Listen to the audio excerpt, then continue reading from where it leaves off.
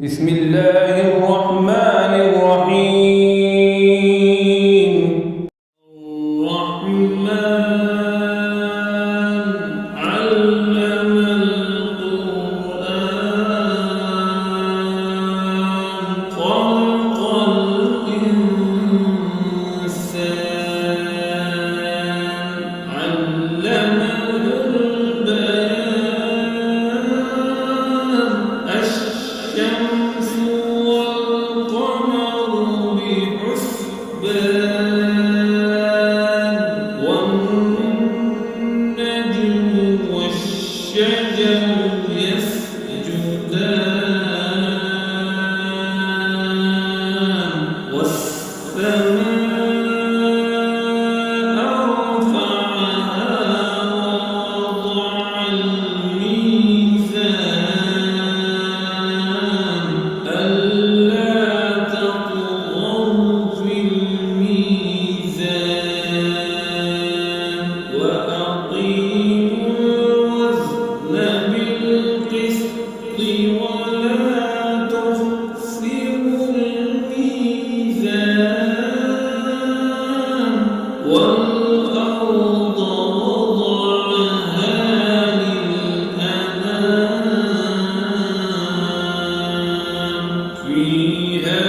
فاكهة والنخل ذات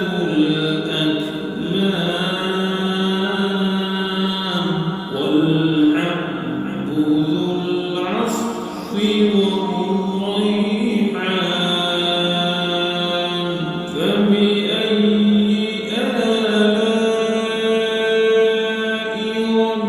ربكما تكذبان خلق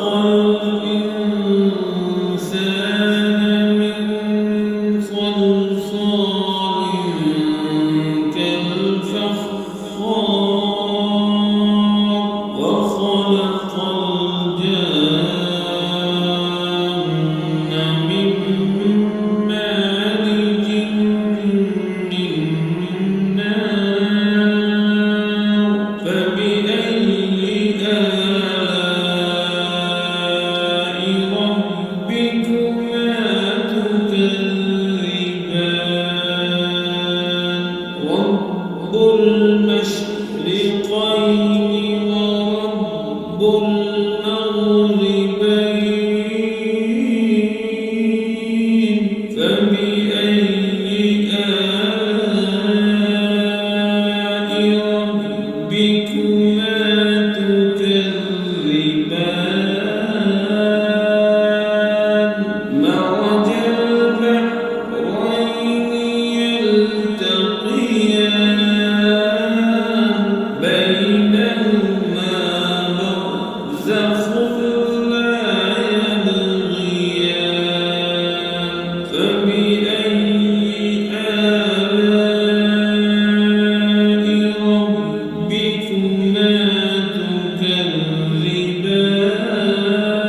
تكذبان يخرج منهما اللؤلؤ والمرجان فبأي آلاء ربكما تكذبان وله الجوار المنشآت في البحر كالأعلام فبأي آلاء ربكما تكذبان كل من عليها فان ويبقى وجه ربك ذو الجلال والإكرام فبأي آلاء ربكما تكذبان يسأله من في السماوات والأرض كل يوم هو في شأن فبأي آلاء ربكما تكذبان سنفرغ لكم أيها الثقلان فبأي آلاء ربكما تكذبان يا معشر الجن والإنس إن استطعتم أن تنفذوا من أقطار السماوات والأرض فانفذوا لا تنفذون إلا بسلطان فبأي آلاء ربكما تكذبان يرسل عليكما شواظ من نار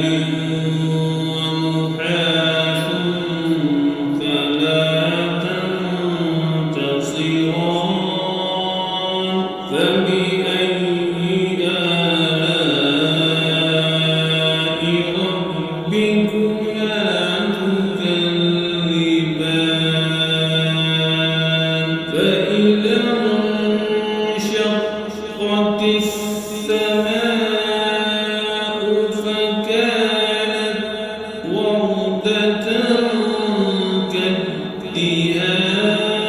كالدهان فبأي آلاء ربكما تكذبان فيومئذ لا يسأل عن ذنبه إنس ولا جان فبأي آلاء ربكما تكذبان يعرف المجرمون بسيماهم فيؤخذ بالنواصي والأقدام فبأي آلاء ربكما تكذبان هذه جهنم